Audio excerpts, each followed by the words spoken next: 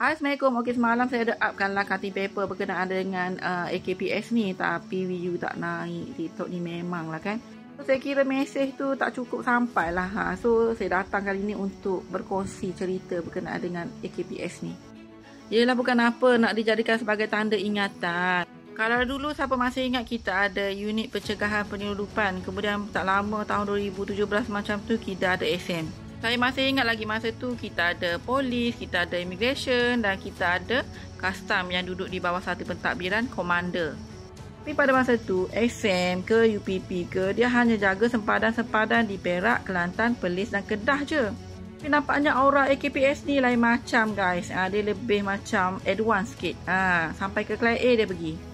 So, AKPS ni ditubuhkan secara rasminya lah. Ni ada ketua pengarah sendiri yang akan membawa misi dan visi yang jelas sebagai agensi tunggal yang menjaga sempadan negara Malaysia. So, di bawah AKPS ni dia ada immigration, dia ada polis, dia ada Kementerian Kesihatan, JPJ pun ada guys. Satu di bawah payung AKPS. So, lepas ni mana-mana warga asing yang masuk Malaysia, anda akan berjumpa dengan pegawai AKPS. Bukan lagi pegawai immigration. So far apa yang saya nampak masih mengekalkan uniform sedia ada, cuma bezanya dengan pemakaian rencana AKPS di sebelah kiri lah, bagaimana awak boleh tengok tu So sedihlah juga sebab hilanglah satu fungsi immigration.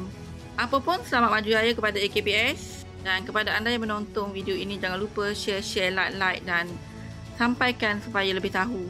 Jangan keliru, okey? Bye bye. Assalamualaikum.